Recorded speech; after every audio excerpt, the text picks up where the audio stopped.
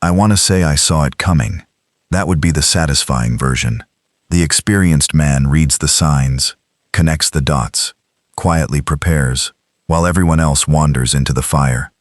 I did see it coming, actually, but not for any clever reason. I saw it coming because I had nothing else to do. My name is Garrett Voss.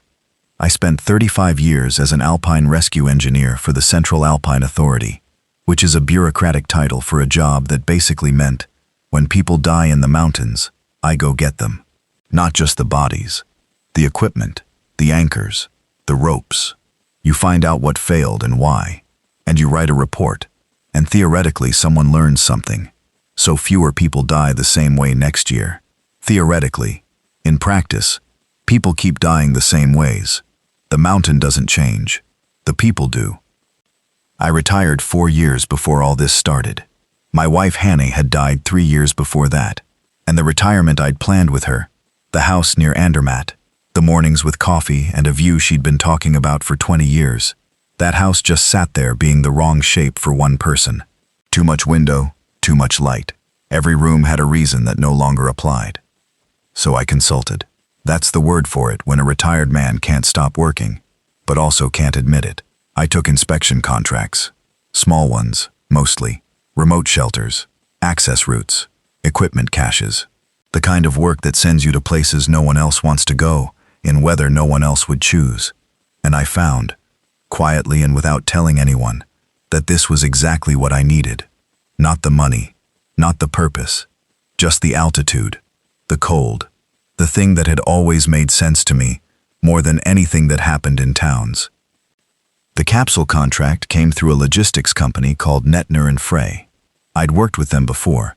They handled supply logistics for 3 research stations across the Upper Ridge system. The job description was simple. Inspect and certify Structural Shelter Unit 7, located at approximately 2,940 meters on the north-facing ridge above the Valera Basin. Annual structural inspection overdue by 18 months. Previous contractor had retired. No urgency flagged except that recent subsidence data suggested checking the anchor points. I took it because the alternative was sitting in Andermatt reading online forums about rope grades. I drove up to the access road on a Tuesday in early autumn. The weather was clear, the kind of clear that happens at altitude when a high-pressure system parks itself over the Alps and stays for a week, and the light gets so sharp it feels like it's cutting the edges off things. I had a pack with inspection tools, 2 days of food, and enough layers to sleep outside if the access road turned out to be worse than the briefing indicated. The access road was worse than the briefing indicated. It usually is. The last 3 kilometers were a mess of loose scree, and one section where a rockfall had crossed the track sometime in the past 2 years, and no one had bothered to clear it, just driven around it enough times to make an alternative rut. I parked the Land Cruiser on a flat section, shouldered the pack, and walked up. Shelter Unit 7 was built in 1978. There were 6 of these capsule units installed across the high Alpine zone during a push in the late 70s to provide emergency shelter for research personnel and stranded climbers. The kind of push that happens after someone important nearly dies, which in this case was a senior government surveyor who spent 48 hours in a crevasse in 1975 and survived to write a very detailed report about it. The capsules were small, roughly the size of a large garden shed, bolted to bedrock through a concrete footing, with a rounded outer hull of rolled steel.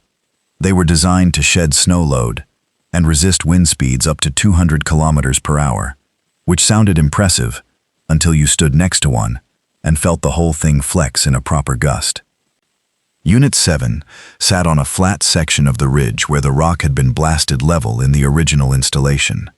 You could see it from about 400 meters below, a gray rounded shape against the granite, bleached by 30 years of UV exposure, a little rust bloom around the vent cover that suggested the paint had finally given up somewhere on the south side. Not alarming, not great. I climbed up to it, unlocked the maintenance hatch with the key Nettner & Frey had sent in an envelope that smelled like a filing cabinet, and crawled inside. And I sat there for about 10 minutes before I started the inspection. This always happened to me with the high shelters. Not sentimentality, something else. The particular quality of the air inside a space that has been closed for a long time. Not stuffy, not stale, just still. Mountain air that went in through the vents and never came out again and became something different from either mountain air or room air. And the quiet. The kind of quiet that has weight to it, that you can feel pressing against the sides of your ears. I ate half a sandwich and then started the inspection. The structure was better than I expected. The footing anchors had held. The hull had a stress fracture on the north-facing lower section, about 40 centimeters long, that was concerning, but not critical. I photographed it and added it to the notes. The hatch seals were hardened and would need replacing. The ventilation baffles were partially obstructed with compacted wind-blown debris, which explained the odd pressure differential the automated sensors had flagged twice in the past 18 months. The interior equipment, 2 folding bunks, a small propane burner, a supply locker, was basically intact, though the locker had been stocked in 1989, and everything in it was either corroded or 30 years past its use-by date. I was writing up the preliminary notes when I found the first strange thing. At the back of the supply locker, behind the corroded ration cans, someone had wedged a sheet of paper into the gap between the locker's back panel and the hull wall. Not a recent piece of paper. The edges were brown, and it had the texture of something that's been damp and dried out multiple times. But the writing on it was legible. It was a list. Supplies requested. Dates going back 18 months. Propane canisters, medical dressings, rope, water purification tablets, ready-to-eat rations, cold weather batteries. The quantities weren't massive, but they were specific, and they were requested in the format used by the research stations, the Nettner and Frey internal requisition format, which I recognized because I'd been filling those forms out for various contracts for 10 years. The request slips had a station ID number at the top. I knew the station ID numbers for the 3 research stations on this ridge system. This number didn't match any of them. It was a 4-digit code I hadn't seen before. I photographed the sheet and didn't think much more about it that first day. I stayed in the capsule that night because it was getting dark, and the walk back to the land cruiser was down scree that I didn't want to do by torchlight with a pack. I ate the other half of the sandwich and some dried apricots, and lay on one of the folding bunks in my sleeping bag, and listened to the wind come up outside and do things to the hull that sounded more alarming than they were. The old stress fracture ticked and popped as the temperature dropped. The vent baffles rattled. Somewhere out on the ridge, a loose rock shifted and bounced a short distance and stopped. I slept fine. In the morning, I walked down to the land cruiser, drove back to town, filed my preliminary report, and sent a note to Nettner and Frey about the unrecognized station ID on the supply requests. 2 days later, a woman named Ingrid at their logistics desk called me back and said she'd looked into it. The station ID was flagged in their system as a legacy code from a secondary shelter installation. She said they'd had about a dozen supply requests come through on that code over the past 18 months, but couldn't trace who had submitted them.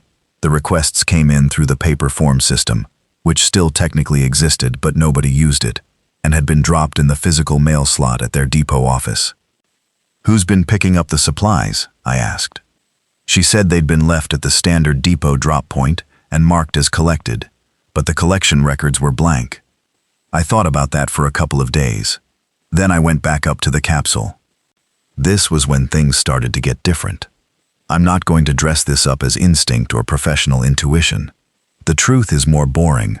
I had nothing better to do, and the capsule had interested me, and I wanted to look at it more carefully. I brought proper tools this time, and more food, and a longer stay in mind. I spent a week up there the second time.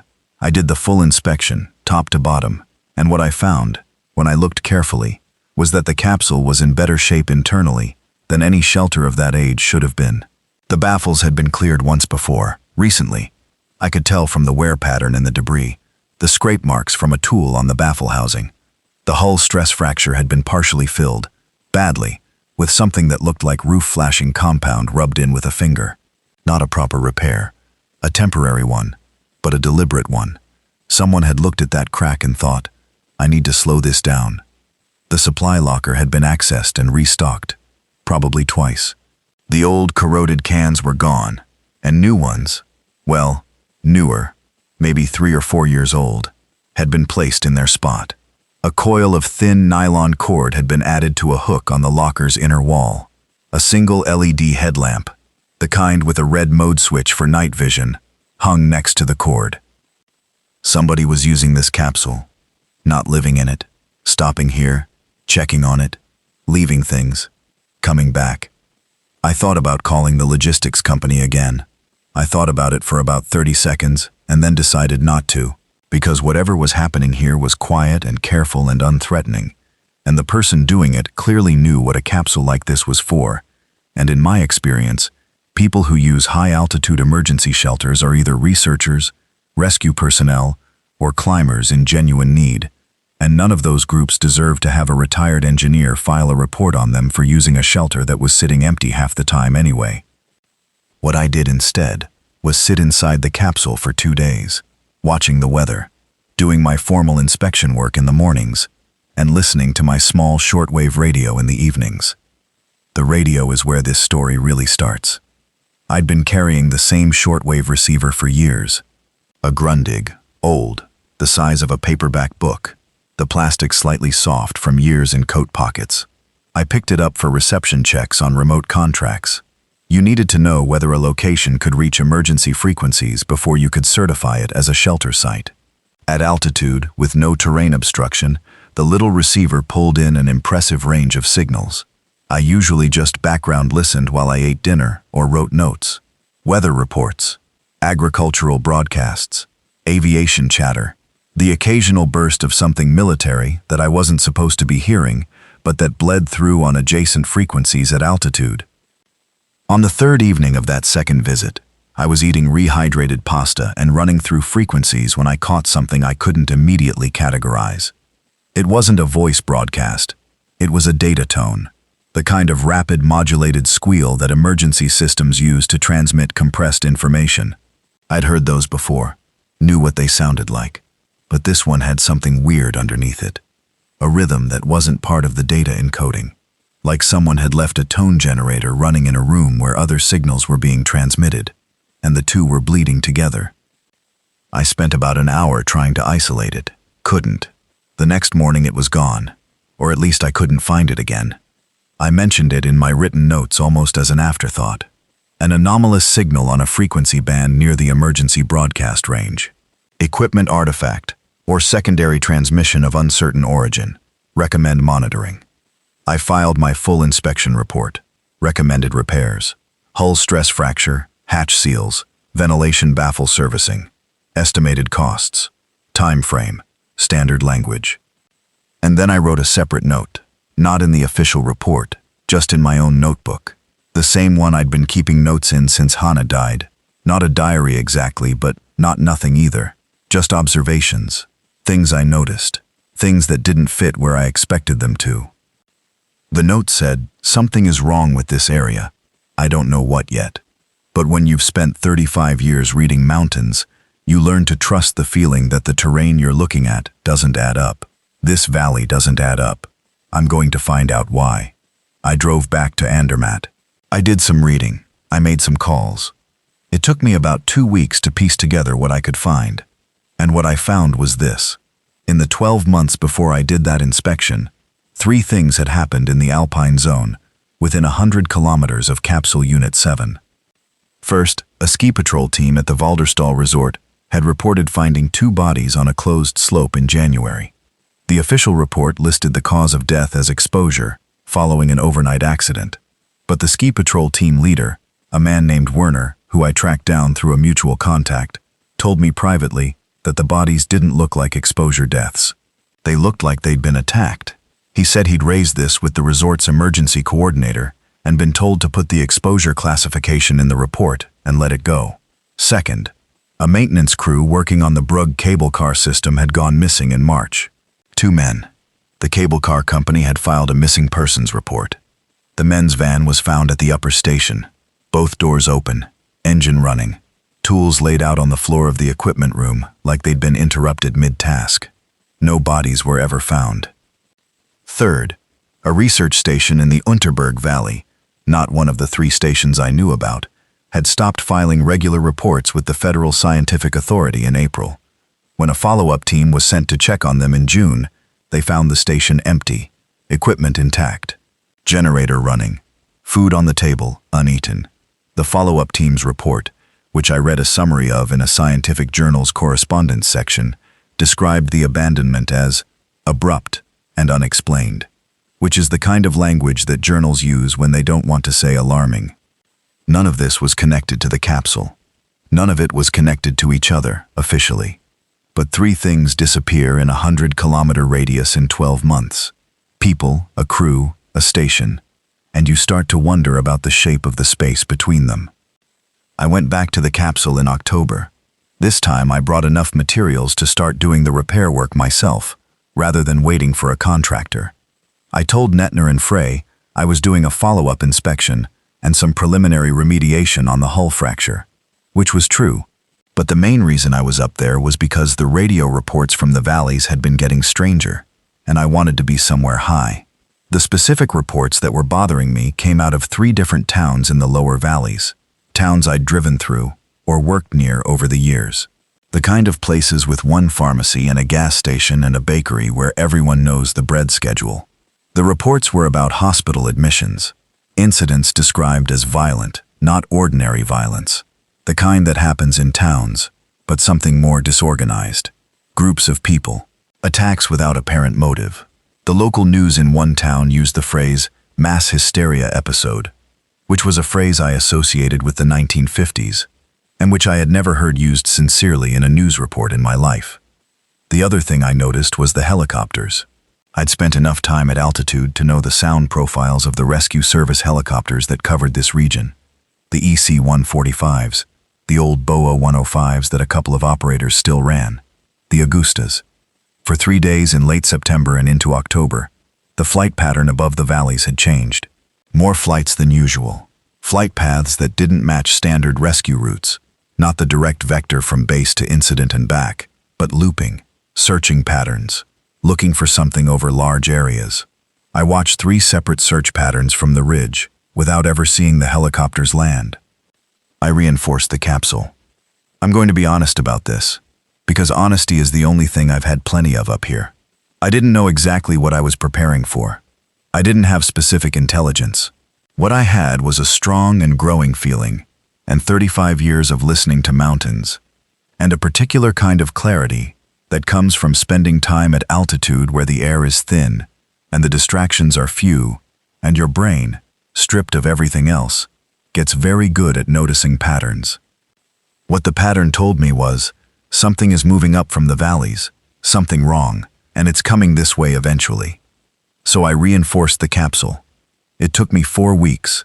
I made 8 trips up from the access road, carrying materials I'd sourced from 3 different suppliers in towns spread far enough apart that no single supplier would have anything unusual to report. Foam insulation panels, cut to fit the hull interior, epoxy compounds, steel strip for secondary reinforcement of the stress fracture section, replacement hatch seals, heavy duty, the kind used on pressure-sensitive equipment enclosures, water storage containers, 6 of them, collapsible, rated for food-safe use, propane canisters, 14 of them, the fat squat kind that last longer than the tall ones, a portable water purification unit, medical supplies, antibiotics, the kind you can get at farm supply stores if you know what you're looking for, suture kits, bandages, antiseptic, a tourniquet, 2 additional sleeping bags and compression sacks, a second shortwave radio, better than my Grundig, a Texan with a telescoping whip antenna, and better sensitivity in the higher frequency bands.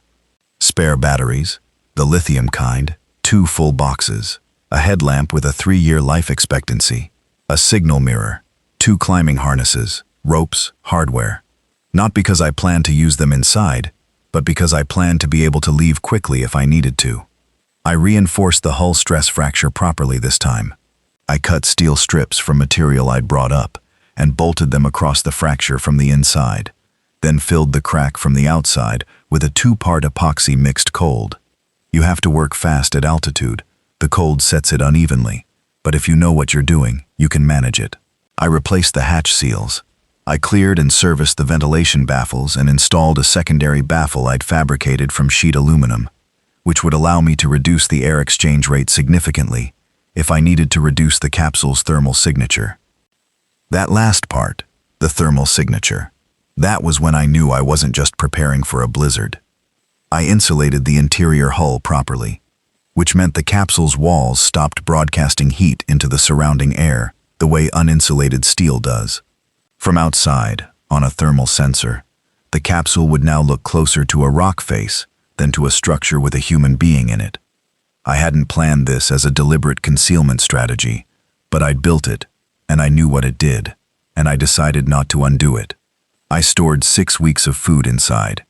Calorie-dense, non-perishable, nut butter in foil packets, compressed energy bars, dried legumes, rice, a supply of dehydrated vegetable material, powdered milk, instant oats, salt, coffee. This was deliberate, not comfort, though it was also that. The chloride in the coffee would help with the inevitable headaches from the altitude and the stress. I mapped the maintenance access tunnels. This was the piece I hadn't known about before. I'd found the first tunnel entrance by accident, in the 3rd week of the reinforcement work, when I was scouting the rock face about 60 meters below and north of the capsule, looking for a secondary anchor point for a fixed line. The entrance was behind a sheet of corrugated steel that had been pinned against the rock with expansion bolts. Old installation, mid-80s, based on the bolt style. The steel plate was heavy, and the bolts were corroded, but it swung outward on a rusted hinge once I worked the lower bolt free with my pry bar. The tunnel behind it was a maintenance access route from the original capsule installation, a passage blasted through the rock to allow equipment and supplies to be moved without having to cross the exposed ridge in bad weather.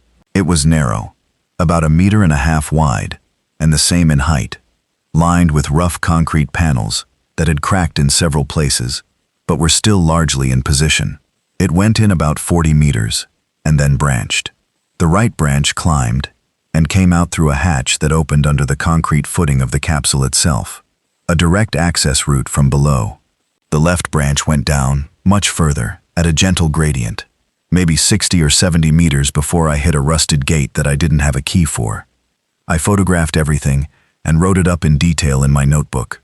I found the original installation documentation for the tunnel system in a waterproof pouch bolted to the tunnel wall near the branch point, yellowed, barely legible in places, but enough to confirm that the left branch tunnel system connected to a series of maintenance access points that ran along the ridge system and eventually connected to the lower station infrastructure of the old research program.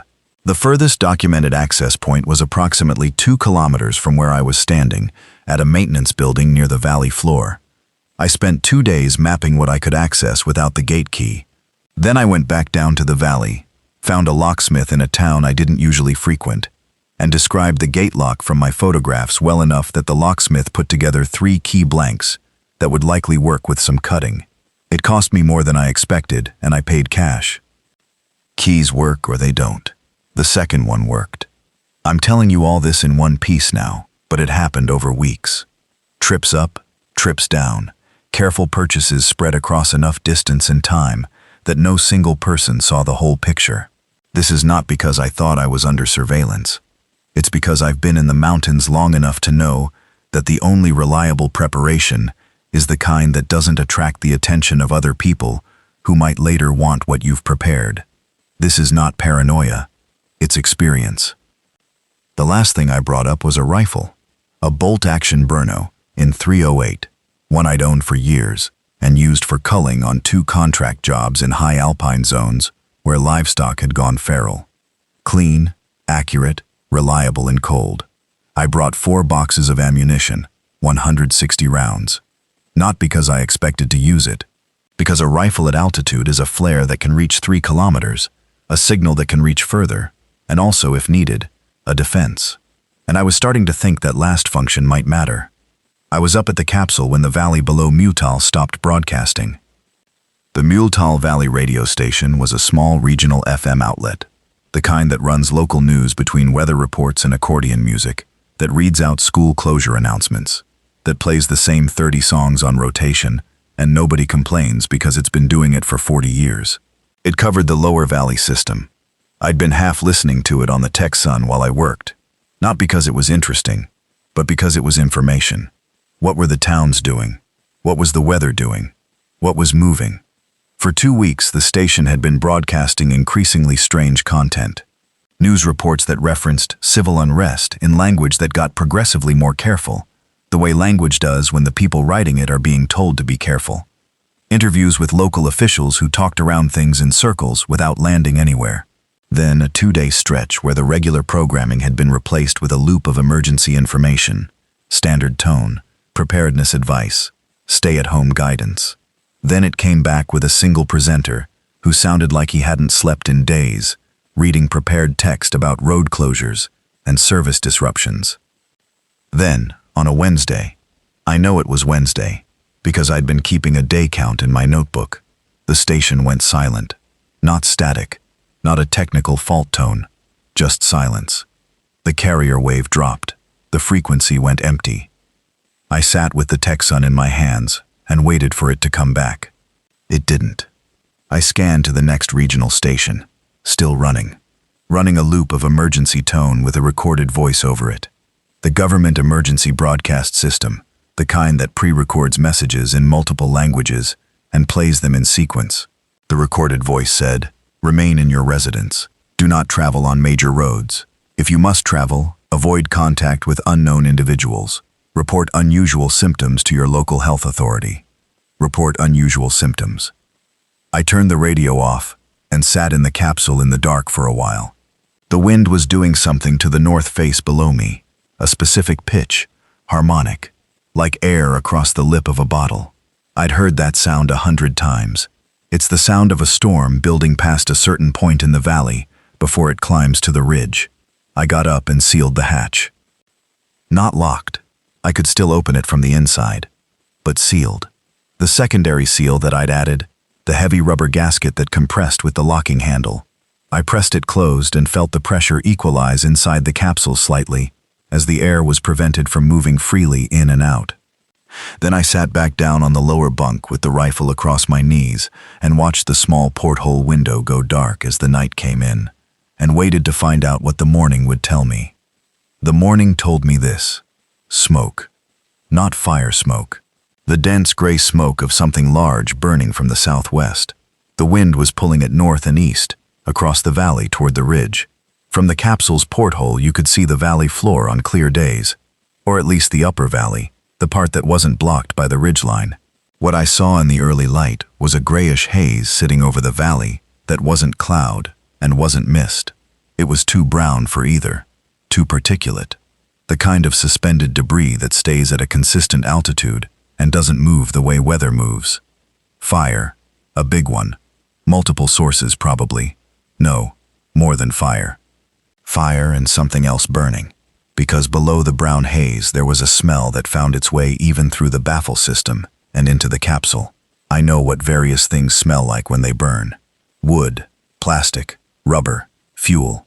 This was all of those at once, plus something underneath I was choosing not to identify specifically. I noted it in my journal and kept moving. I climbed to the ridge top above the capsule, about 80 meters of exposed scrambling. No technical difficulty, but exposed to anyone in the valley who happened to be looking up. I went quickly and stayed low when I reached the top. I had a small monocular, 8x25, that I'd been using for the past weeks for exactly this. I lay flat on the cold rock and glassed the valley. Muletal village was visible at the valley floor, maybe 7 or 8 kilometers distant on a direct line, which at altitude, through clear air with a monocular, is enough to read general shapes.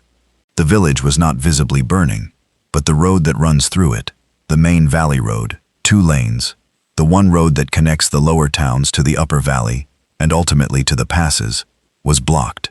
I could see vehicles stopped on it. Trucks, cars, at least one bus, stopped and not moving. Some of them had been there long enough that the wind had blown snow across their fronts. There were people on the road, moving, not in vehicle-associated clusters, not behaving like people who are stuck in a traffic jam, moving in the open, in the road, in loose drifting groups with no apparent pattern. At the resolution I had, I couldn't make out faces or distinguish individual behavior in detail. but the overall texture of the movement was wrong. Not purposeful. Not panicked either, which would have been easier to understand. Just wrong. Like watching ants that have lost their chemical trail. I glassed the road for 20 minutes and counted maybe 30 individuals on the visible section alone. Then I went back down to the capsule and sealed it again. That was... The math in my head puts it at roughly the end of the 3rd week of October.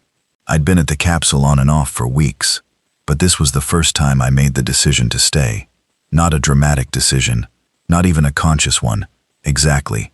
I just sealed the hatch and didn't make plans to open it for a while. The decision that followed, the one about whether to tell anyone where I was, I'll describe that honestly too. I had a mobile phone.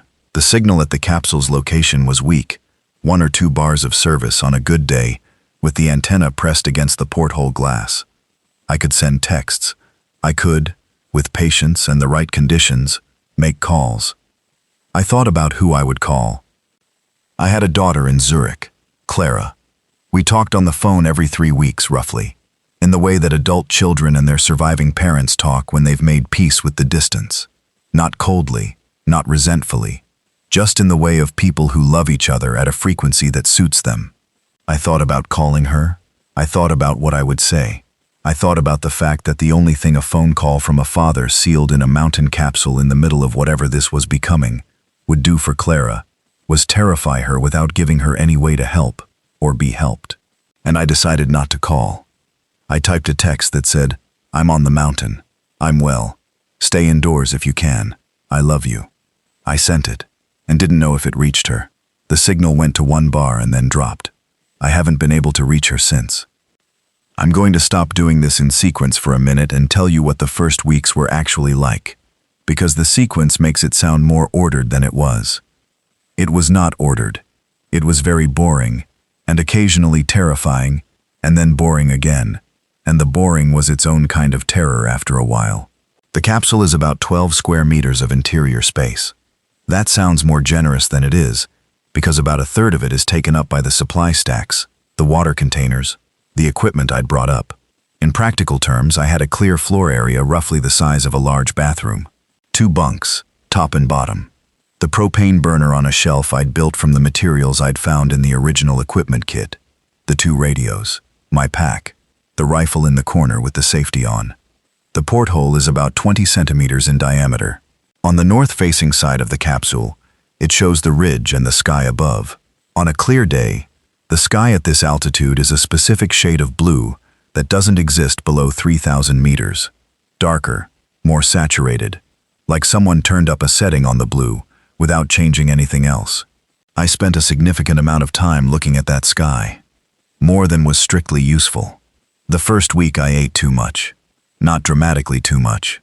I didn't go through my stores at a rate that would have caused a crisis. But I ate more than I'd planned, because eating was something to do. I caught myself doing it and made a strict schedule. 2,100 calories per day, measured in the morning, put into a small container, eaten across the day in 4 portions. Boring enough that you stop thinking about food as anything other than fuel, which is what you want. Water was not a problem. I had the 6 collapsible containers, filled from the catchment system I'd rigged on the south face before sealing in. A simple arrangement. A gutter strip I'd mounted above the capsule's roof drainage that fed down through a pipe fitting I'd tapped into the hull below the porthole.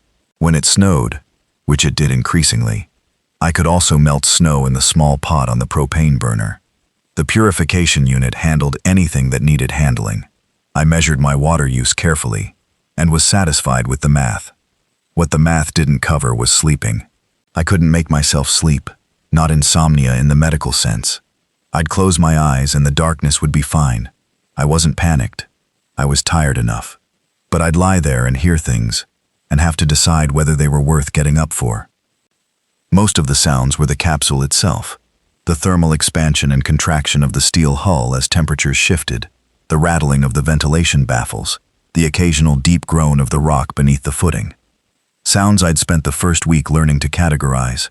By day 12, I could tell the difference between a thermal crack in the hull and a rock settling in the footing, and the noise the wind makes when it hits the ridge at a specific angle and wraps around toward the porthole side. What I couldn't immediately categorize was the sound I heard on the ninth night, approximately 2 a.m., based on my watch. A sound from outside, not from the capsule. Not wind, not rock. Something rhythmic. A footstep pattern. I lay in the lower bunk with the rifle in my hands.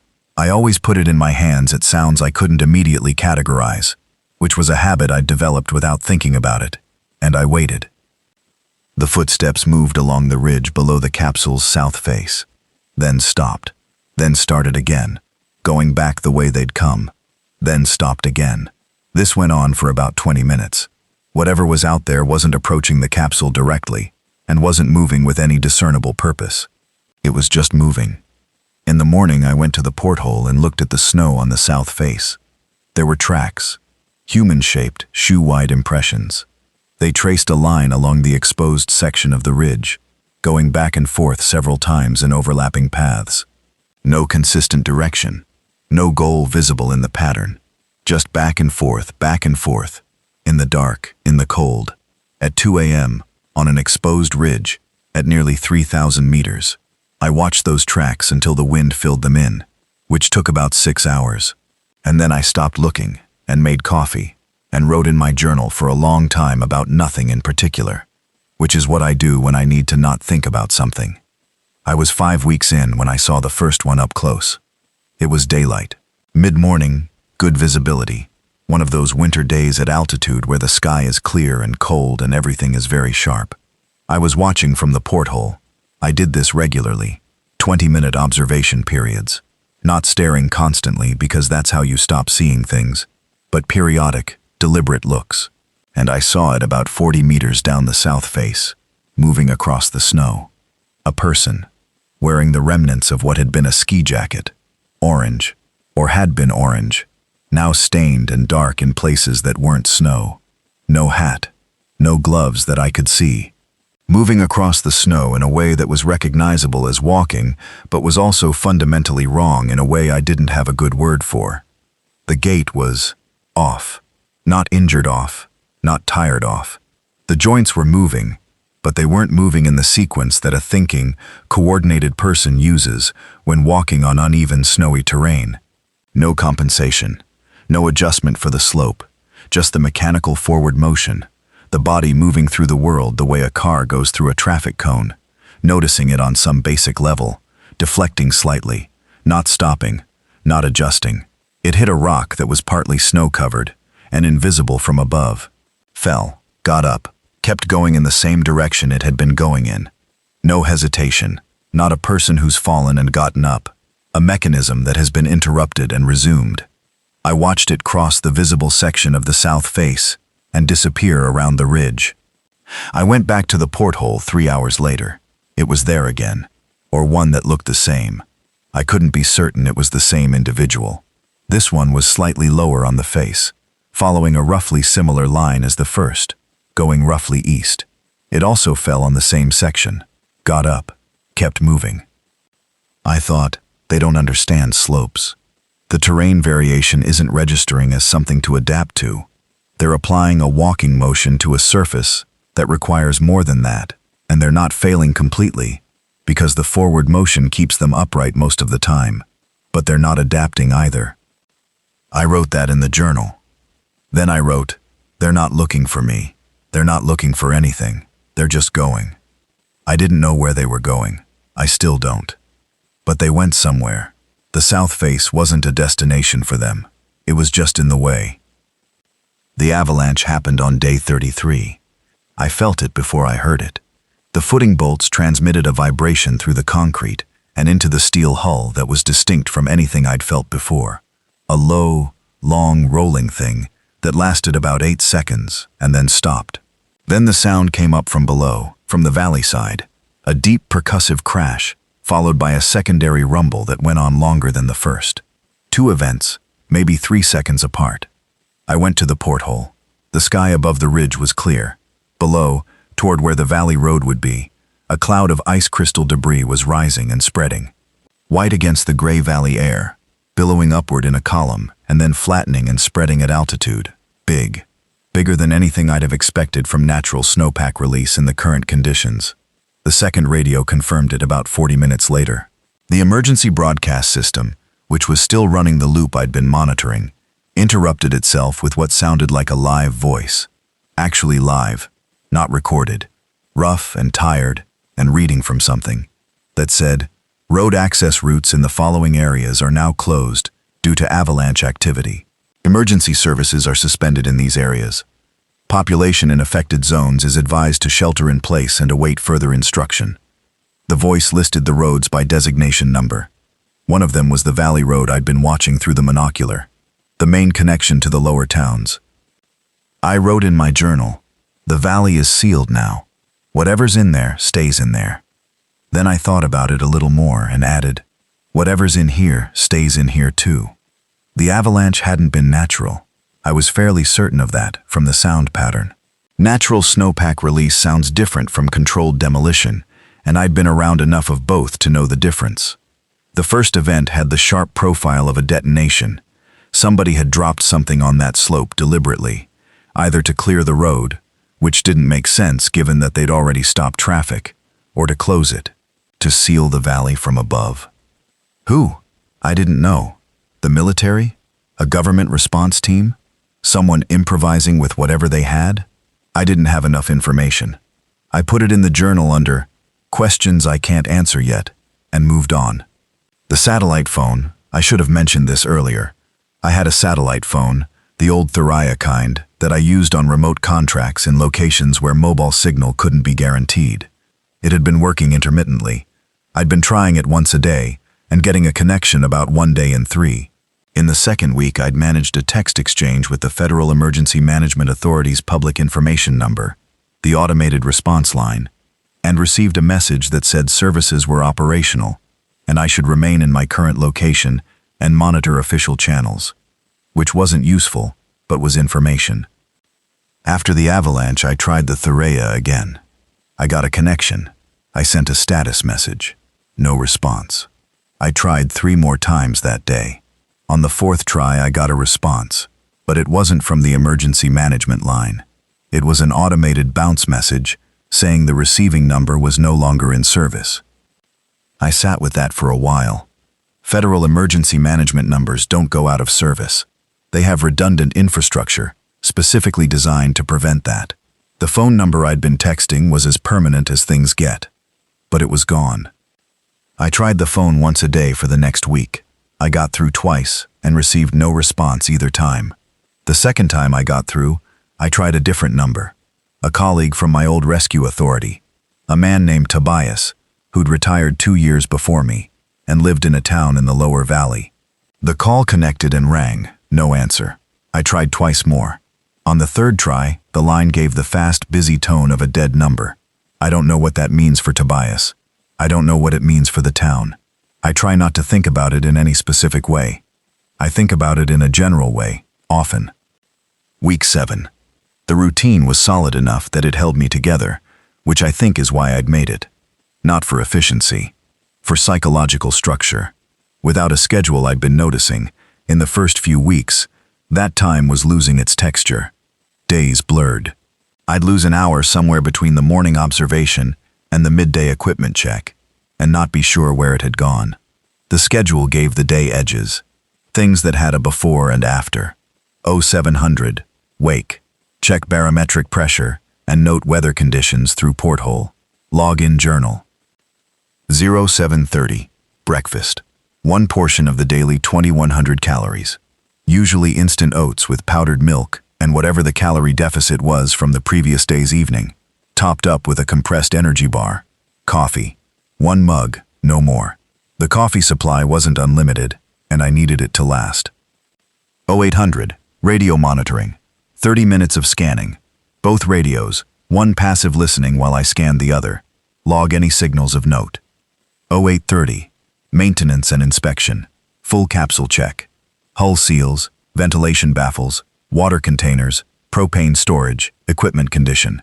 Any deterioration noted. Any adjustments made. 1000. Porthole observation, 20 minutes. Log anything moving on the south face or visible in the valley. 10:30. Work. I had things to do. Reading. I'd brought 3 technical manuals and a novel. The novel I'd been avoiding because it had been Hannah's copy, and she'd left it in the Land Cruiser years ago, and I'd carried it up without thinking much about it. The technical manuals I read slowly and thoroughly. Maintenance documents for the capsule system, the tunnel installation records, an Alpine search and rescue procedure guide from 2009 that I'd contributed a chapter to, which I reread with the odd sensation of receiving advice from my own past self. 1200. Lunch. Check porthole. Radio scan. 20 minutes each. 1400. Physical exercise. The capsule didn't allow running, but it allowed press-ups, squat holds, isometric work against the hull. I did 45 minutes. Not because I was worried about deconditioning. At this activity level and calorie intake, I'd be maintaining adequately, because the physical effort produced a specific tiredness that made the afternoon hours pass better. 1445. Project work. I spent most of this time refining the tunnel maps, extending my notes on the access route system, identifying what I'd need, and where I'd need to go if I had to make a supply run. I calculated distances, estimated time requirements, thought through contingencies. 1700. Evening observation. Longer this time. 40 minutes. Full monocular scan of everything visible. 1800. Dinner. Larger portion than breakfast, which psychology research I'd read somewhere suggested was helpful for sleep. 1900. Radio. Final scan. Log. 2000. Journal. I wrote a lot. Much more than I expected. Not useful writing, mostly. Not tactical, not planning. Just whatever my brain had been doing that day. Observations that didn't fit in the formal log. The way the light looked. The sound the wind was making. What I was thinking about Hannah. What I was thinking about Clara. What I was thinking about the people I'd seen on the south face. And what they might have been before whatever had happened to them happened. And whether that mattered now. And whether the fact that I wasn't sure it mattered was something about me, or something about the situation. Then sleep, which was getting better. The schedule helped the sleep too. Your body likes edges. It likes to know what comes next. When you give it that, even artificially, even in a 12 square meter steel capsule at 3,000 meters with nowhere to go, it rewards you with something like rest. The first supply run was week 9. I'd been planning it for 3 weeks. The preparation was as thorough as I could make it with the information I had. Route. From the capsule through the lower hatch into the maintenance tunnel. Left branch. Down the gradient to the gate. Through the gate. And on to the first documented access point. The first access point was a maintenance room at the back of a cable car support structure. A building I'd seen on the tunnel map but not physically visited. Distance from the gate. Approximately 400 meters. The tunnel had branched twice more between the gate and the first access point, and I'd mapped those branches from the installation documents well enough to be confident about the route. From the first access point, above ground, traversing the north face of the lower ridge on the maintenance path. This path was not marked on any commercial map. It was an infrastructure access route, used by cable car engineers, essentially invisible to anyone who didn't know it was there. It ran roughly 2 kilometers east, and then descended through a boulder field to the old research station service road. From the service road approximately 1.2 kilometers, to a cluster of buildings I'd identified from pre-outbreak research, a maintenance depot for the cable car system, which historically stored fuel, tools, lubricants, and, critically, the kind of basic emergency supplies that infrastructure facilities always have on hand, and nobody ever thinks about. Total exposed distance above ground, about 3 kilometers of non-technical terrain in the dark with a pack. I went at 0200. The reasons for 0200. The temperature at that hour was below -15, which was cold enough that anyone not properly equipped would not be outside voluntarily. The infected individuals I'd observed from the capsule had been absent from the south face at night, not because they were intelligently avoiding cold, I didn't think, but because they seemed to follow light and movement cues, and at night, there was nothing to follow toward the ridge. Down in the valley where there were buildings and ambient light sources, I expected the situation to be different, but the route I was using was entirely above the inhabited zone. I dressed as carefully as the space allowed. Everything I had, base layer, mid layer, Soft shell, hard shell. Gaiters, liner gloves and overmitts. Balaclava. The headlamp on red mode only, visible at close range but not at distance. The rifle across my back. A pack with tools. The pry bar, the bolt cutters, wire, a small hatchet. Empty bag for supplies inside the main pack. The hatch to the lower tunnel was through a floor panel that I'd reinforced around its frame, but made sure still opened cleanly. I went down feet first, reached back for the pack, lowered it through, pulled the panel closed above me. The tunnel was absolute black until I switched the headlamp on. Red light in a concrete tube, the walls close enough to touch both sides simultaneously if I spread my elbows. Loose gravel on the floor, some places where the concrete panel joints had opened and rubble had fallen in. I moved quietly and slowly, not because anyone was going to hear me in a concrete tunnel under a mountain, because rushing in tunnels is how you fall, and falling in tunnels is how you get hurt, and getting hurt in a tunnel 2 kilometers from the capsule on your first solo supply run is how you die. The branch points were exactly where the map said. The gate was where I expected, and the second key worked as smoothly as it had the first time. Past the gate, the tunnel changed character. Older work. The concrete less consistent. More repair patches. A section where the lining had partially failed, and the raw rock was exposed on the left side. Water staining on the floor that had frozen into a thin, irregular ice sheet. I walked on the right side, and kept my left hand on the concrete wall. I found the first access point, a steel door at the end of a short side passage, and pushed it open carefully. A room. Small, concrete block walls. A window that had been boarded over from the outside. Not recently. Old plywood grayed with age, screwed on from outside. 2 metal shelving units. A workbench with tools. The shelves had supplies.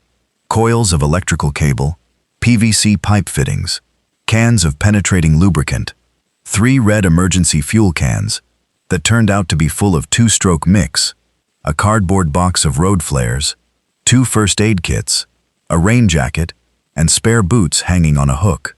A drawer in the workbench had spare batteries, electrical tape, a hand radio still in its charging dock, connected to a power cable that was connected to nothing because there was no power. I took both first aid kits, all the batteries, the electrical tape, the hand radio and its charging cable, 1 can of the fuel, leaving the others because I couldn't carry everything and would need to come back. The road flares, the rain jacket, 2 sizes too big, didn't matter.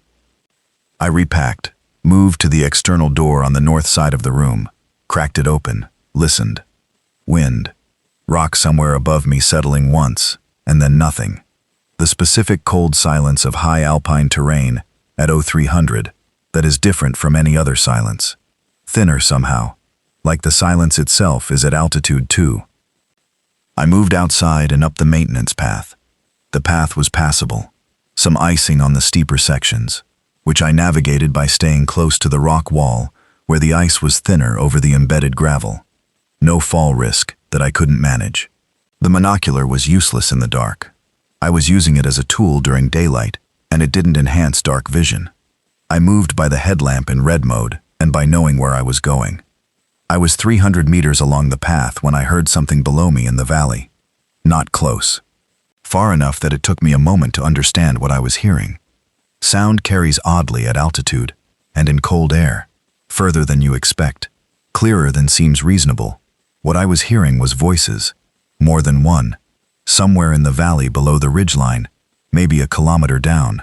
Human voices, having a conversation. I stopped. I stood against the rock face and listened for a long time. The voices were too distant to make out words. Male voices, I thought. 2, maybe 3 individuals. The tone was urgent, but not panicked. The back and forth pattern of people working something out. Survivors, or scavengers, or something I didn't have a category for yet. I pressed flat against the rock and waited until the voices stopped. Maybe 10 minutes. Then I continued on the maintenance path.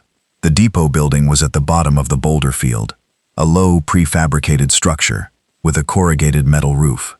I reached it without incident. The external door had a padlock that the bolt cutters took care of in 30 seconds. Inside, A vehicle maintenance space with a pickup truck. Keys in it, engine status unknown. Shelving with tool inventory. A locked storage room at the back. The locked storage room was the goal. Infrastructure depots for cable car operations always have a secondary supply store, required by operational regulations, something I knew from years of working around these facilities. Medical supplies, emergency rations, communications equipment. The door had a standard Euro profile cylinder. I didn't have the key. I had a pry bar and 12 minutes to work with before I wanted to be moving again. It took 9 minutes to work the door frame enough to pop the keeper. Bent the frame noticeably, left evidence of entry. I made a note of this. Whoever came here next would know someone had been here. Inside the room, exactly what I'd hoped. 3 cases of emergency ration packs, 12 packs each, 3,500 calories per pack. A medical kit substantially better than the 2 I'd just taken from the other room. A proper trauma kit with hemostatic gauze, IV supplies, a field surgical kit in a roll pouch, prescription-level antibiotics in sealed packets, a portable radio, an ICOM VHF, the handheld kind that rescue teams use, with a spare battery pack, a solar charging panel, folded, in a pouch, a satellite communicator, a Garmin InReach, the kind that allows two-way messaging via satellite without voice, a sleeping bag, rated to -30, spare propane cartridges, the small backpacking kind, a dozen of them. I loaded my pack until I couldn't add more without losing mobility. I took the medical kit, the ICOM radio with its battery, the satellite communicator, all the propane cartridges, and 4 of the ration packs. I had to leave the sleeping bag and the solar panel, and 2 of the ration cases. I covered everything I was leaving with a tarpaulin I found on one of the shelves. Not for concealment. The broken door frame made that irrelevant. Just because. I was back inside the maintenance tunnel 40 minutes later, moving uphill toward the capsule. About halfway back, at the section where the raw rock is exposed on the left side, I stopped. There was something on the tunnel floor that hadn't been there on my way down. A set of boot prints in the thin dust layer that coats the concrete, clearly visible in the headlamp's red glow, coming from the direction of the gate. Smaller than mine. A different sole pattern, pointed toe, different lug pattern. Someone had come through the gate while I was in the depot, or shortly before I'd arrived. I crouched and looked at the prints for a long time. The dust disturbance suggested someone moving quickly, not carefully. The prints went in one direction, toward the capsule's access branch. I turned the headlamp off and stood in the dark of the tunnel for 45 seconds, listening. Nothing. The specific nothing of an empty concrete space. No breathing, no movement. I turned the headlamp back on, kept the rifle off my shoulder and in my hand, and moved toward the capsule branch. Careful now. Slower. The branch point was clear. The boot prints turned right, toward the capsule, and then turned back. Right, and then back. Like someone had gone a certain distance, stopped, and retreated, toward the gate. Away. Gone. Whoever had been in the tunnel had come toward the capsule branch, perhaps seen the floor hatch at its end and realized what it meant, and left. I stood at the branch point for a while and thought about the voices I'd heard in the valley. Then I went back up through the hatch and sealed everything, and sat in the capsule with the ICOM radio on a scanning mode, and didn't sleep until it was light. I found the Garmin InReach's satellite contact function on day 62. I say found because I'm not being falsely modest. The device had been in the field medical kit since I'd brought it up from the depot, and I'd been charging it off the propane system's thermoelectric adapter, something I'd rigged on day 40, which I'll explain eventually, and monitoring the basic features. But the two-way messaging function required account activation that I'd assumed was locked because I hadn't set it up. Turns out the device had been pre-registered to the depot facility's operational account, and the account was still active, paid up for 3 years, automatic renewal, infrastructure budget line item that nobody had gotten around to canceling.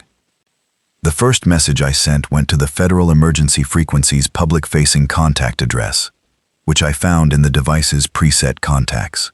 The message said, "Status report, Alpine zone, survivor at elevation 2,940 meters, requesting any available information on situation in Lower Valley System. The response came 14 hours later, which initially seemed encouraging, but the message, when I read it, was automated. A standard acknowledgement with a ticket number and a note that your report has been received and will be reviewed by available staff. The kind of message a system generates when its human operators have pre-programmed it, with enough responses to maintain the appearance of function for a certain period after those operators are no longer present. I sent 3 more messages over the next week. 2 got the automated response. 1 got nothing. On day 68, I tried something different. I sent a message to the Nettner and Frey Logistics Company, the address from the original contract paperwork. Not an emergency message. Just, I'm at Unit 7. Supply run needed. What's the status of the road network in the Upper Valley? That one I didn't expect a response to, but on day 70, 2 days later, I got one. It wasn't from Nettner and Frey's system. The response came from a personal user address registered to the device network, not a facility. The message said, Unit 7 logged. Who are you and how long have you been there? I looked at that message for a long time. I typed back, Garrett Voss, former CAA rescue engineer, on inspection contract when situation deteriorated, sealed in since approximately week 7, food and water adequate. How long have you been monitoring this channel? The response took 4 hours. The message said, 6 weeks. We found a depot Garmin network 2 days after we reached the station. We've been sending to all active devices. You're the 3rd person we've raised. 3rd person, which meant there were others. I asked, what station? What is your location? The response, can't tell you over this channel, not secure, but we have a fixed shelter. Power, medical, 14 people. We found a signal routing the emergency band about 3 weeks ago. Military origin. Military signal. I typed, what frequency? What format? The response, we'll tell you if you come here. Can you move? We have coordinates. And there it was. The choice I'd known was coming without being able to name the exact shape of it. Stay in the capsule, which was safe, which was survivable, which was everything I had built and maintained and knew with confidence, or move toward coordinates given by someone I couldn't verify, on a mountain in winter, through terrain that now had infected individuals on it. I didn't answer that message immediately. I slept on it, or tried to, which amounted to 3 hours of actual sleep and 5 of lying in the bunk, staring at the hull ceiling and listening to the wind pick at the porthole seal. In the morning I sent back, describe the military signal. The response came quickly this time.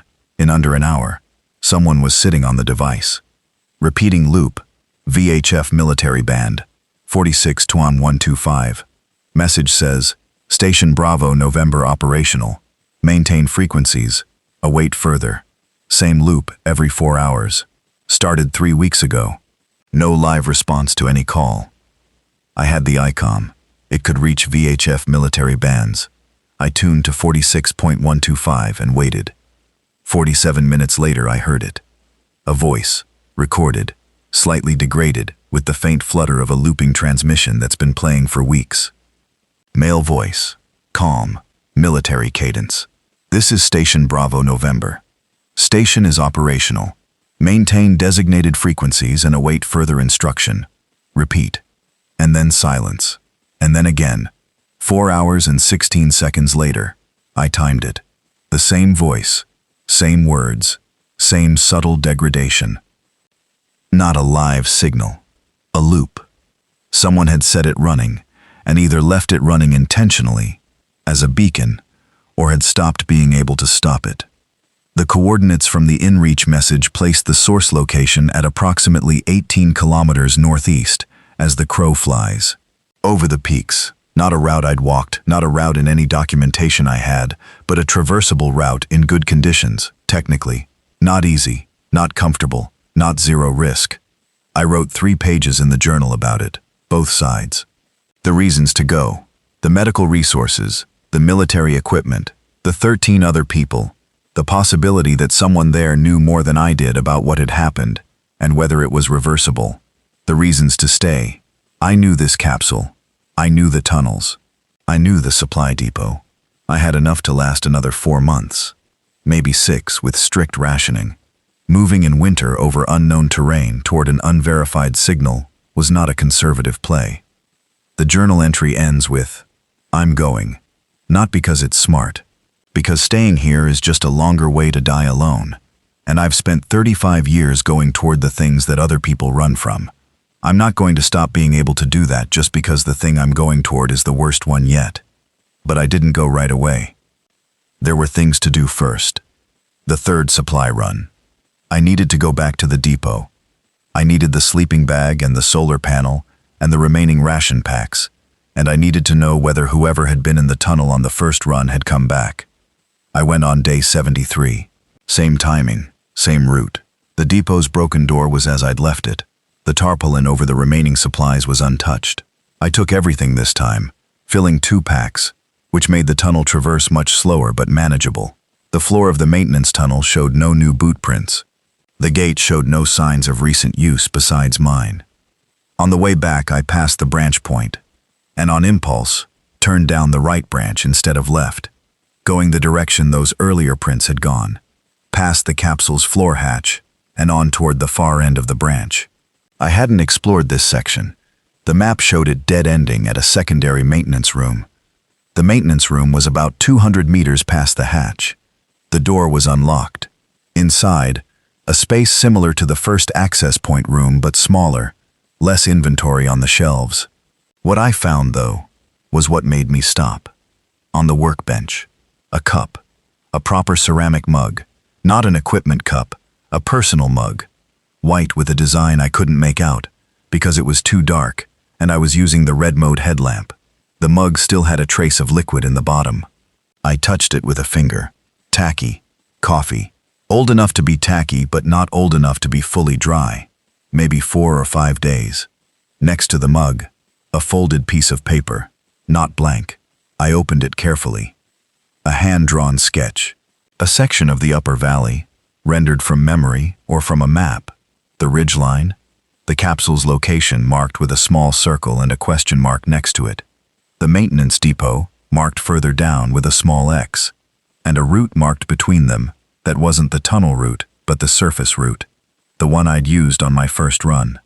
The route had timing notes next to it, 45 minutes up, 35 down.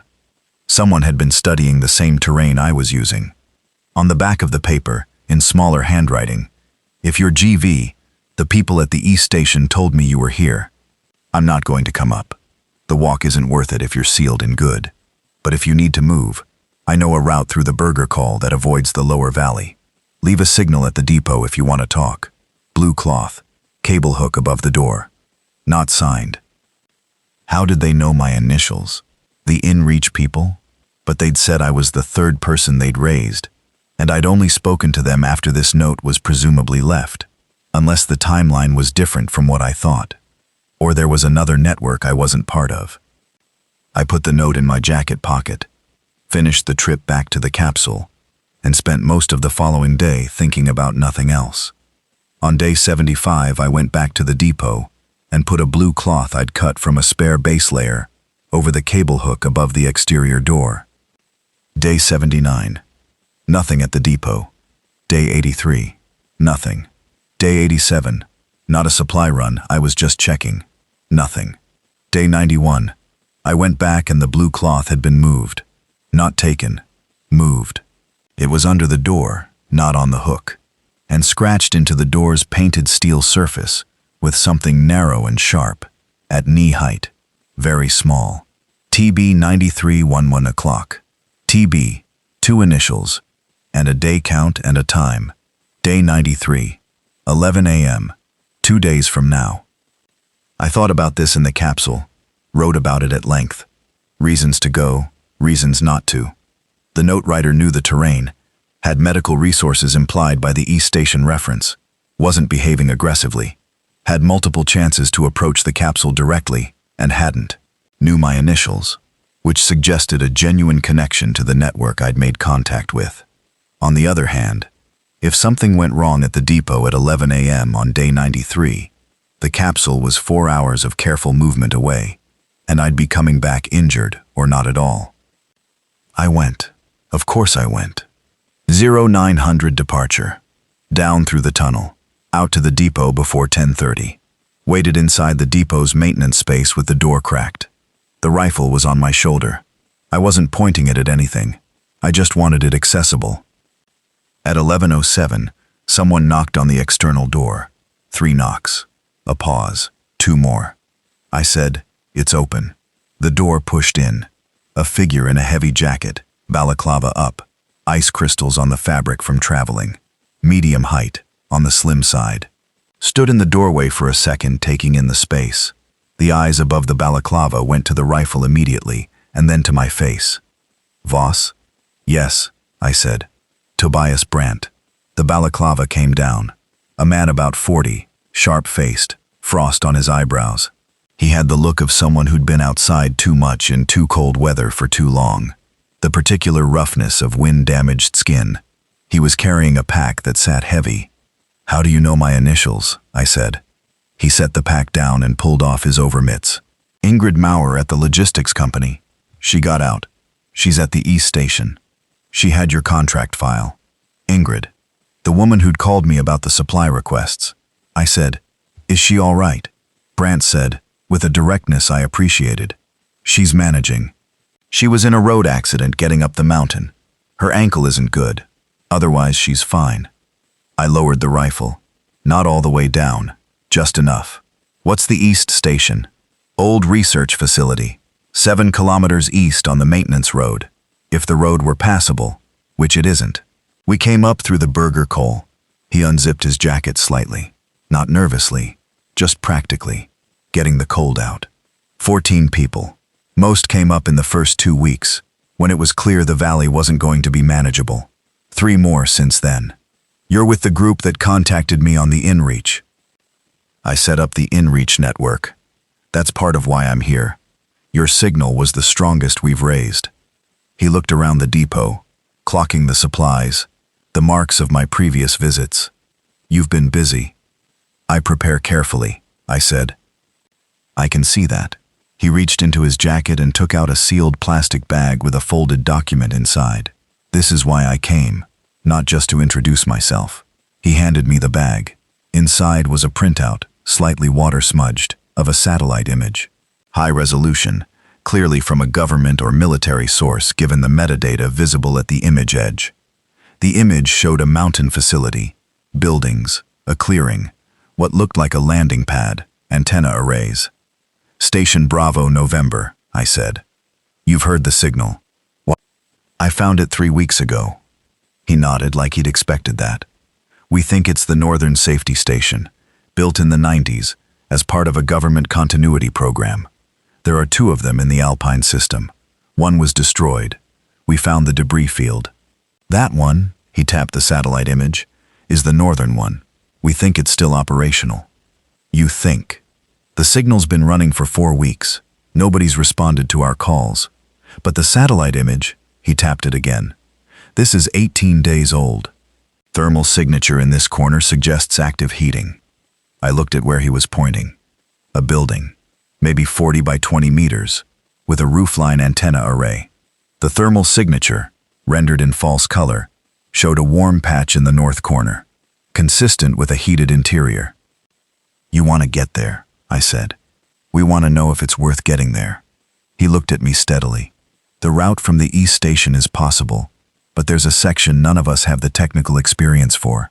2 of us are fit and mobile. The rest are managing or injured." He paused. "You trained people how to do Alpine crossings for 35 years. I also spent 35 years recovering the ones who tried crossings they shouldn't have." He almost smiled. "I know. That's also why I came to you. I'm going to tell you what happened over the next 12 days while I was still at the Capsule, because this section matters, and because it's where things got strange, in a way I hadn't been prepared for." Brandt went back to the East Station. We'd agreed on a communication protocol using the ICOM radio on a specific frequency at 0800 and 2000 daily. He also left me the satellite image and 2 additional items from his pack: a current conditions weather report for the Northeast Ridge system, which one of the East Station group had been assembling from the instruments they had operational, and a printed list of the East Station's resources. The resource list was impressive. The facility had been built for long-term scientific habitation, solar and wind power generation, adequately maintained, water from a snowmelt catchment that was much larger than mine, food stores for 6 months for its original 12-person crew, though they were now feeding 14, a medical bay with equipment and supplies well beyond what I had, communications equipment that I was now very interested in, including a radio set capable of transmitting on the military VHF band. They'd tried calling Station Bravo November directly, multiple times. No live response. I thought about that, and about the loop's phrase, await further instruction. Not, we are here, not, come to us. Await further instruction. Like the station itself was waiting for someone else's signal to unlock whatever it was waiting to transmit. On day 95, 2 days after Brant's visit, I heard something from the capsule's south face that hadn't happened before. It was around 1400. I was doing the project work session, refining my route plan for the Bravo November crossing. Outside, the wind was doing its usual afternoon thing along the ridge. And under the wind, not distinct, not clear, but there if I stopped writing and sat very still, a sound from the south face that was rhythmic and low. Not the one infected I'd been seeing intermittently on the south face for weeks. Something different. Multiple sources. I went to the porthole. Below the capsule, on the south-facing slope, there were 4 of them, not moving the way the single ones I'd seen before moved. The aimless forward stumbling, the terrain-ignorant shuffle. These 4 were clustered, roughly grouped, not doing anything collectively, not communicating, not coordinating, but in proximity. The sound I'd been hearing was coming from them, a low, repetitive vocalization, one of them, the one nearest the front of the cluster. Not words, not anything language-shaped, a low, rhythmic exhalation, regular as a metronome, that the others seemed to be orienting toward, not approaching, not clustering more tightly, just turned toward it. I watched for 20 minutes. They weren't going anywhere. They were on the slope below me, roughly 40 meters down, and they weren't approaching the capsule, and didn't appear to be aware of it. But the grouping was strange. I'd never seen more than one at a time on this face, and the sound coming from one of them, that rhythmic low output, was unlike anything I'd heard in 9 weeks of watching. Not a thinking sound, not an intentional sound, I was fairly certain, but a sound that the others were responding to in some basic way, orienting their bodies toward, like a radio signal they couldn't not hear. I watched them from the porthole until the light started going, and then I went back to the journal and wrote a full account. On day 98, the same 4, or I thought the same 4, the one making the sound was distinctive, were back. Same location, same loose cluster, same repetitive vocalization from the front one, the others oriented toward it without approaching it, and they stayed there all day. The next morning they were gone. I checked the south face through the monocular at 0700, and the slope was empty. Checked again at 0900, at 1100, at 1300, gone. 3 days after the 4 had been there, I heard the rhythmic sound again, not from below the capsule, from the ridge, above and to the east, further away, and the wind was carrying it, so it wasn't constant, but unmistakably the same rhythm, like the one that had been making that sound had moved along the ridge system, and the others had followed the sound. I wrote in the journal, I think they move together sometimes, not because they're coordinating. The way a school of fish moves, not because any fish is leading, but because each fish is responding to what's nearest to it, and the result looks like direction without being direction. The one making that sound isn't directing anything, but the sound carries something the others are wired to respond to. This made them more worrying, not less, because a single infected person on a slope who's just wandering was a manageable risk. A loose cluster that moved together along the ridge system was a different thing. I noted this in the route planning. On day 104, the East Station Group's radio operator, a woman named Elka, the one who'd been maintaining the weather records, who I'd only spoken to briefly in early communications, came on the ICOM at the 0800 check with something new. Garrett, She had the focused tone of someone reading something carefully. We received a message on the InReach network last night, from a device we haven't seen before. The message said they were from Station Bravo November. I sat up straight on the bunk. What did it say? It said, "Station is operational, medical and power functional. Capacity for additional survivors. Safe passage route available for experienced Alpine travelers. Non-response to radio contact is deliberate. Signal loop is deliberate. Proceed to coordinates on attached waypoint." I thought about that. All of it. Non-response to radio contact is deliberate, I said aloud. Yes, Elka said. We asked why. The response said, radio broadcast draws infected populations. They've observed it. A sustained transmit draws movement in a radius of several kilometers.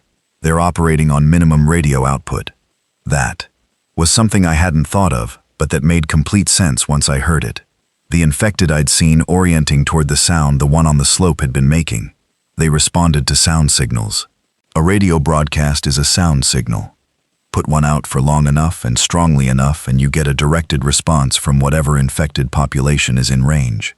The loop, I said. The Bravo November loop is on a low-power directional antenna. It's aimed specifically. Yes, the message said. The loop is aimed northeast, toward the research zone, where it was calculated that any surviving technical personnel would be located, not broadcast in all directions. Someone had thought this through, very carefully. Are they live on the InReach? I asked. They responded to 2 messages and then went quiet. The last message said they'd maintain the channel for 48 hours and then stand down to conserve power. 48 hours? I looked at my watch. The 0800 call was at 0800. When did you receive the first contact? Last night at 2200. 14 hours gone. 34 hours left. I said, tell them I'm coming. Here's what I want to say about that decision, because I've had a long time since to think about it and I want to be honest. I was afraid. Not in the way I'd been afraid at various points in the capsule, the specific fear of the sealed steel box and the things outside it. This was older, quieter fear. The kind that comes when you've decided to do something you can't undo, and the irreversibility of it has just landed. The capsule was the safest thing I'd ever built, and I was leaving it. I spent 2 days after the decision doing specific things. I wrote a full account of the route from the capsule to the East Station, the tunnel system, the depot location, the supply status, the contacts and frequencies, everything I knew. I wrote it in detail because someone else might need it.